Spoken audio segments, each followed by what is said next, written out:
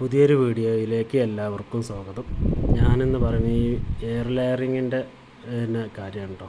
നമുക്കൊരു മാതൃചെടിയിൽ നിന്ന് അതേ സ്വഭാവത്തിലും ഒരു 4 മാസം കൊണ്ട് തന്നെ കായ പറിക്കാനാകുന്ന വിധത്തിലൊരു ചെടി ഉണ്ടാക്കിയെടുക്കുന്ന ഒരു സംവിധാനത്തെ പറ്റിയാണ് ഞാൻ പറയുന്നത് കേട്ടോ. ഇത് ഞാൻ ഇതിൻ്റെ മുൻപ് നമ്മൾ ഇതിൻ്റെ ഈ തൊലി കളഞ്ഞിട്ട് വേര് പിടിപ്പിച്ചതാണ് കേട്ടോ. കണ്ടില്ല, നല്ല വേരുണ്ടായിട്ടുണ്ട്. അങ്ങനെ നമ്മളിപ്പോൾ അത് ആദ്യം ഒന്ന് മുറിക്കണ വീഡിയോ, സോറി ഞാൻ എടുക്കാൻ മറന്നു, പിന്നെയാണ് വീഡിയോ പിടിക്കേണ്ട ഒരു ഓർമ്മ ഉണ്ടായത്.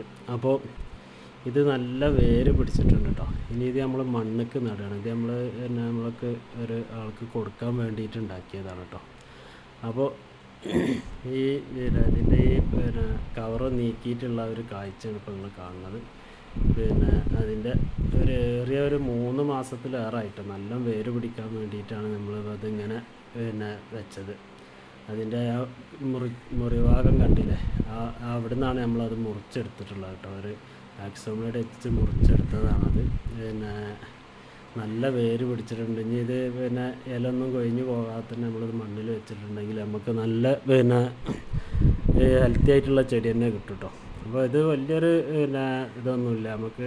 ഇത് കണ്ടില്ല, ഇതിന്മേൽ കായ ഉണ്ടായിട്ടുണ്ട് കേട്ടോ.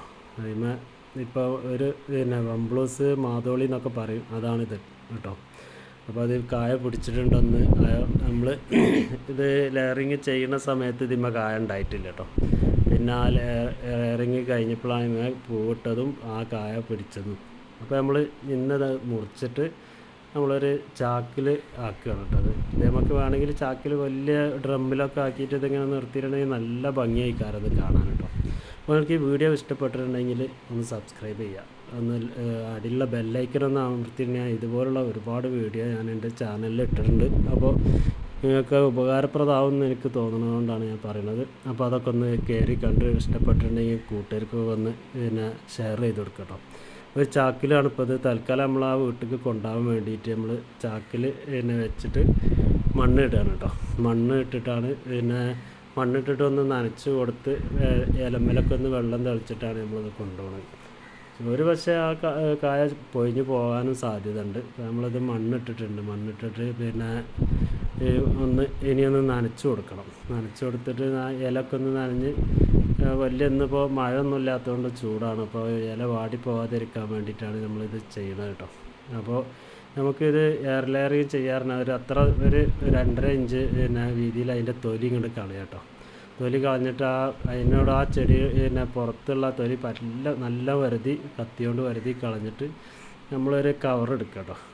എന്തെങ്കിലും ഒരു നൈലോൺ കവറാണ് ആവശ്യം. എന്നിട്ട് ഇതിൽ കുറച്ച് മണ്ണ് വെക്കുക. 2 പിടി മണ്ണ് മതി. എന്നിട്ട് അതിങ്ങനെ വെച്ച് നമ്മളോട് കൂട്ടി പിടിച്ചിട്ട് നല്ല കയറ് കൊണ്ട് നല്ല ടൈറ്റാക്കിയിട്ട് വരിഞ്ഞ് ഇതാക്കുക കേട്ടോ. ഇങ്ങനത്തെ ഒരു കമ്പാണ് എടുക്കേണ്ടത്. നമുക്ക് 2 മാസം കൊണ്ട് ഇതുപോലുള്ള തൈകൾ ഉണ്ടാക്കിയെടുക്കാം.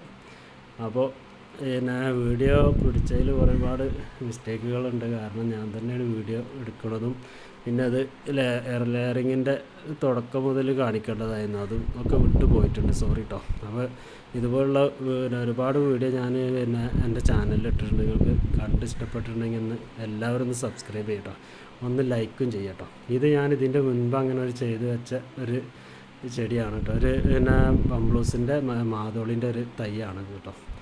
അപ്പോൾ അത് ഞാൻ പറിച്ച് കൊണ്ടുവരുന്നതും അത് കുഴിച്ചിടുന്നതൊക്കെ നിങ്ങൾക്ക് വീഡിയോ ഞാൻ എൻ്റെ ചാനലിൽ ഇട്ടിട്ടുണ്ട്. അതും ഒന്ന് കയറി കാണാം കേട്ടോ.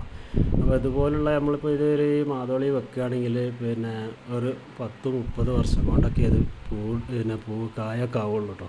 ഇത് നമുക്ക് ഇങ്ങനെ ചെയ്തിട്ടുണ്ടെങ്കിൽ നമുക്ക് ഒരു 6 മാസം കൊണ്ട് ഇതിങ്ങനെ കായ ഉണ്ടാക്കിയെടുക്കാം കേട്ടോ. അപ്പോൾ ഞങ്ങൾ ഈ വീഡിയോ അടുത്ത് തന്നെ